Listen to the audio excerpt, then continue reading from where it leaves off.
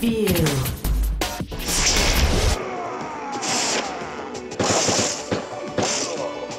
Resident Evil fans may well remember Mercenaries mode from Resident Evils 4 and 5. Everybody else, listen up. Mercenaries was a bonus mode in Resident Evils 4 and 5. It was the core third-person shooter action of the game proper, turned into an arcadey, timed score attack minigame, with the plot and cutscenes and all that narrative stuff stripped out. Resident Evil The Mercenaries 3D is that same mode with a new skill system and a bunch of unlockable content offered up as a full-size 3DS game. But has Capcom done enough to turn a bonus minigame into a standalone 3DS title worth your time and money? We'll see.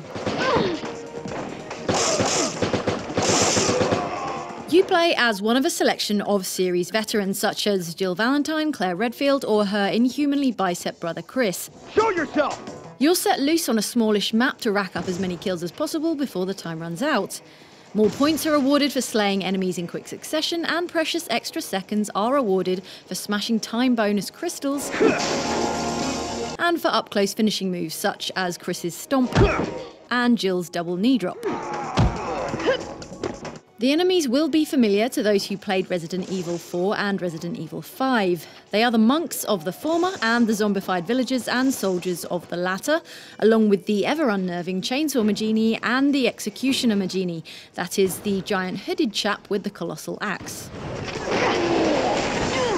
The 8 maps are likewise lifted from the last 2 games in the series, including an old castle, mine tunnels, and an African village. The controls for combat work well, nicely replicating recent Resident Evil stop-and-shoot action and over-the-shoulder aiming on the 3DS, with the circle pad for movement and the right bumper for popping into a laser-sighted aim view. For the most part, the game looks good too, with detailed character models and scenery. Disappointingly though, it falls down in animating baddies at long range. Look beyond the Magini about to chew your face off and you'll see some distant enemies suffering some stuttery animation. Down on the touchscreen, meanwhile, you'll find the minimap and inventory holding your 2 or 3 weapons, health items and grenades. Audio is passable, though you'll need to use decent headphones rather than the 3DS's speakers to make the sound useful for locating out-of-sight foes. The arcadey score chasing is addictive fun, and the short bite-sized missions make Mercenaries mode a good fit for a handheld console. So for a pick-up-and-play blast of Resident Evil action, the game does deliver, at least for the first few hours. The trouble is the lack of content. The initial offering is of just 5 levels across 8 maps, with a handful of missions in each level, and the unlockables. To get all of those, a dedicated player might keep grinding into the tens of hours, but they aren't really reward enough to recommend the time investment.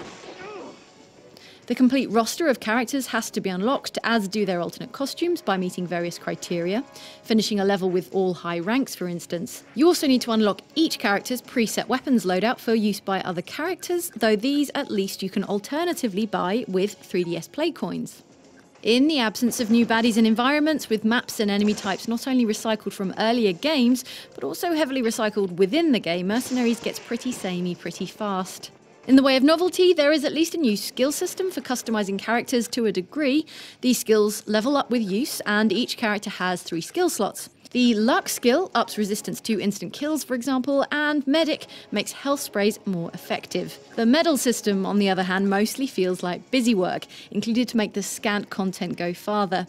You unlock one of the 50 medals for playing every map more than once, for instance, and one for completing a mission without using the quick turn move.